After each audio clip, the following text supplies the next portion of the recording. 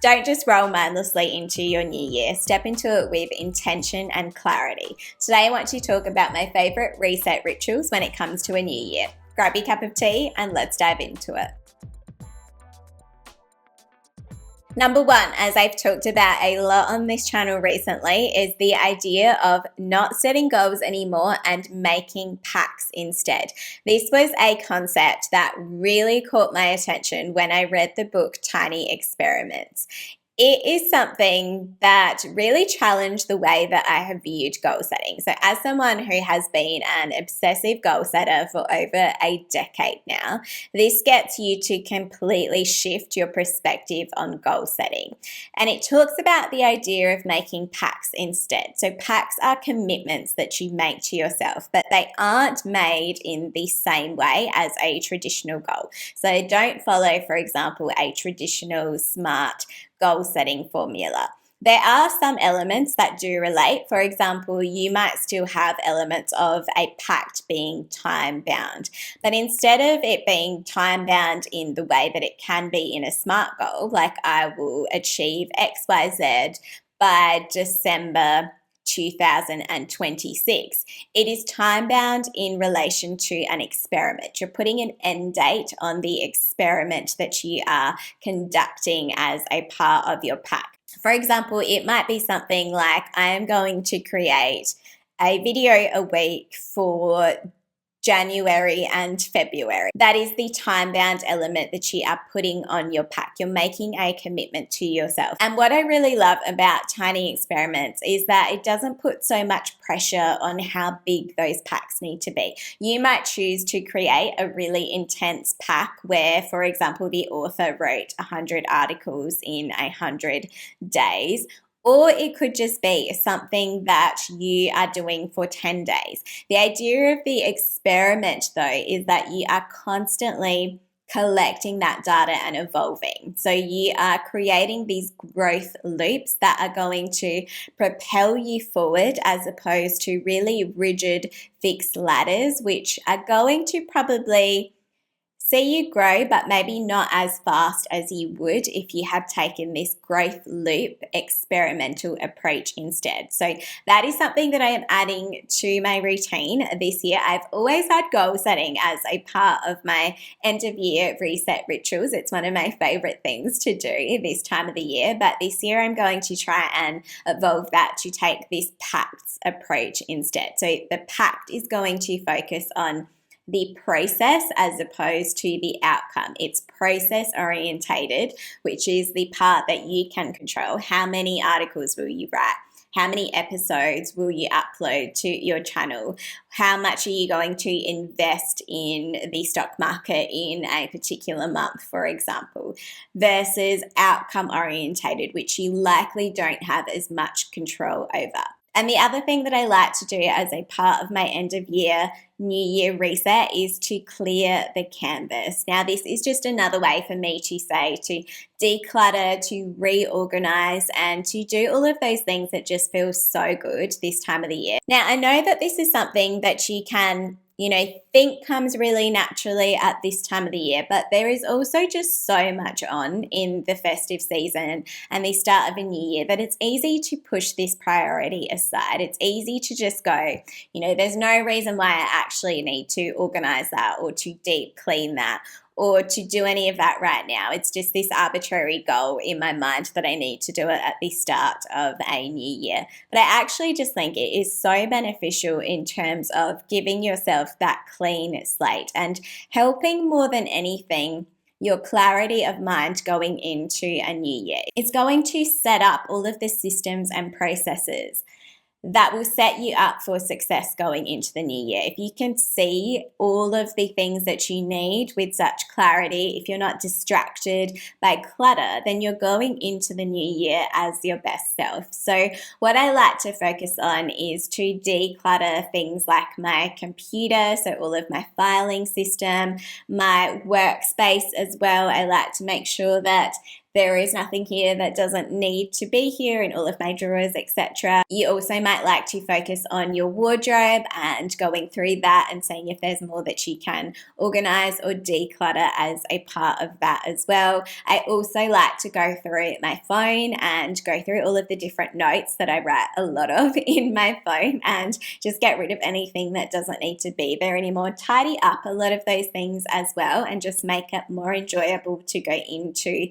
them and to set those up for success going into the new year, making sure they're all as useful as they can be. I also like to update the screens on my phone, so to make sure that all of the different pages on my screens are set up to work for me. I really like to pay a lot of attention to the widgets, for example, that I have on my phone. Are they the ones that need to be there? I like to customize those pages to make particular widgets more useful to me. So for example, I have the bigger ones relate to Pinterest and they align to certain boards, so I can see that a lot as a part of my everyday routine, because as we know, we pick up our phones hundreds of times during the day. So I subconsciously see a lot of the things that I have included on my Pinterest boards, and I also arrange my icons in particular ways so that the things that I want to focus on as a priority is more accessible, and the things that I don't necessarily want to spend a lot of time on, like certain social media platforms, are a little bit harder to access and is going to take me a few more seconds to ask myself if I actually really want to go into that thing. So it's just a nice time to think about, where you see yourself, clearing that canvas, giving yourself the best possible clean slate that you can to set up those systems and processes. And if you need some ideas about organizing in terms of your knowledge management system, what I have found is that Tiago Forte is just brilliant in this space in two areas. So he has the book Building a Second Brain, and he also has the book The Para Method. So the Para Method is a concept that he mentions in Building a Second Brain, but it goes into even more detail. And he really highlights this knowledge management system, which I think is just something that works so well. And it's the way that I organize all of my filing as well. And the idea of building a second brain is something that has been one of the concepts that's probably resonated with me the most of any book that I've read in the last few years. And it's something that I really think about when I'm creating all of my systems and organizing as well. So I have another episode on that if you want to learn more about the idea of building a second brain. But it's not just about clearing the canvas, it's also about setting the stage for your year ahead, which is where my next point comes in. How are you setting the stage for that person that you want to be in the next year, or those priorities that you want to achieve? So instead of just organizing and decluttering behind the scenes, I would also make sure that there are things that you are doing that are front facing, that are also going to show that you are stepping into this new era. And some of the ways that I think that you can do that, for example, is to update some of your imagery across your personal brand. So for example, on your LinkedIn profile, you can have a new headshot as a part of your new year. This is, as I've mentioned, one of my favorite things to see people do, because I just love to see how they are evolving their professional brand, that they're putting effort into that space, that they are potentially shifting a direction a little bit. It's just something I really like to see. We do it a lot on our other social media platforms, but I feel like when it comes to LinkedIn, a lot of people will just leave up the same photo for years and years and years. And it's just a nice time to think about if there's a different image that you want to project going forward, or at least to refresh that image to be the most relevant and the most up-to-date version of yourself. You can also make other changes to your LinkedIn profile. As I've talked about on this channel, you can think about the way that you're updating your LinkedIn banner to project what you most want to communicate for your professional brand. You can update your bio, you can update your headline. These are all things that are going to be front facing for other people.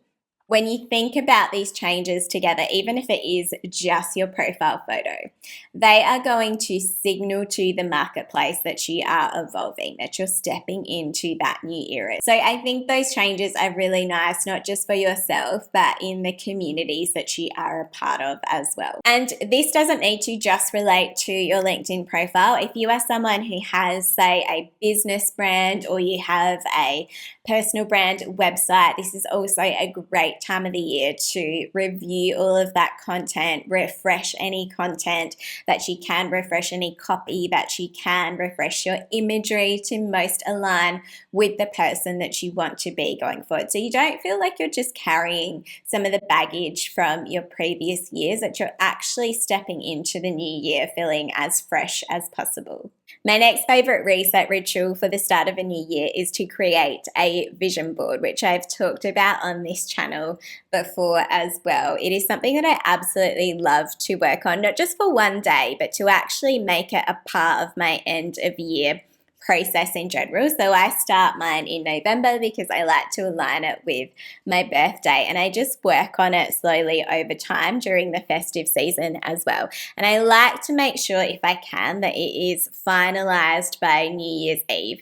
And then what I do is I download that vision board and I set it as my desktop background. So it's something that I can effortlessly engage with for the entire year without having to add any of these forced additions to my routine, just so that I can see what's on my vision board. And what makes vision boarding, if it's not a process that you are familiar with, is that it really taps into the importance of visualization. Now, as I've talked about on this channel before, in neurolinguistics programming, it really highlights that the brain can't differentiate between what is real and what is vividly imagined. So detailed visualizations for desired outcomes become this form of mental rehearsal. And when you create a vision board, or when you are visualizing, you're tricking your brain into achieving those things, into believing that you have achieved those things. And then your brain is able to map the route to get to that thing. It triggers your reticular activating system. So it tells your brain what to focus on. So it's not necessarily that the world around you has changed. It's that your brain has changed. Your brain knows what to focus on, which is why I really love the importance of vision boards, because it is a process where you're telling your brain visually what you most want it to be able to focus on. And what I also like to do is set a theme for my vision boards. So this is something that I like to center in the middle of my vision board. So I will find words that really summarize what that theme is for the year. And I wouldn't necessarily just sit down with your vision board and decide on the spot what your theme is going to be. I'd let this idea really resonate with you over time, which is why I like to start the drafts of my vision board as early as possible, because I like to think truly about what that vision is that I have for the next year. And what I have found is that if you have the process in mind, then those themes will tend to evolve really organically. So you're not just trying to come up with it on the spot. You'll start to be asking yourself the question of where you see yourself being in the next year, and answering it as you're just going about your life. So you might be working, you might be meditating, you might be on your walks, and those responses to those questions will come to you. So for example, the theme that I am now currently considering, or probably will have for the next year ahead, isn't something that I actually would have thought would have been a theme. It's probably quite far from what I initially thought I wanted to focus on, whereas it's just come about really organically. So try and think of the phrase, try and make it catchy so that it's actually compelling to you, not just dry words, but something that you can really resonate with. And it becomes almost this little motto or this little mantra that you have going forward as well, and center that in the middle of your vision board as well. And ideally, this might be something that connects all of the different concepts in your vision board too. So while they might seem completely unrelated in some ways. Maybe they come back to this certain North Star when it comes to your year ahead and this certain overarching theme. And one of my other favorite rituals for this time of the year is to break down my vision board into my Pinterest boards. Now, this is something that I love to talk about on this channel because it has truly been just such a life-changing addition to my personal development, my professional development, my visualizations, my creativity. It's just been one of my favorite places to just play during my downtime. I'm not someone who loves to spend excessive amounts of time on social media if I don't need to, because I do so much of that for my work already, and I really value in my downtime not being on social media. But the one platform that I have found has just been such a game changer is using Pinterest and bringing that vision that you have in your vision board to life through all of the different subboards that you can create on Pinterest, constantly evolving them, editing them, taking things out of them, adding things to them, going into your goals in even more details. So you don't just, for example, have one image of healthy eating on your vision board and nothing else to back that up, but you can have an entire board on Pinterest related to healthy eating that gives you ideas for healthy eating, that gives you recipes, that makes healthy eating just look so beautiful and so aesthetic and just something that you really want to do. Or if you have a physical goal, for example, it breaks that down even further into your routines that you want to have related to that, or the things that you want to master as a part of those physical goals. And if you want to learn more about how I reimagine my year ahead using Pinterest, then check out my previous episode on this topic, or check out my episode on the mistakes to avoid when creating your vision board. Thanks so much, and I'll see you in the next episode.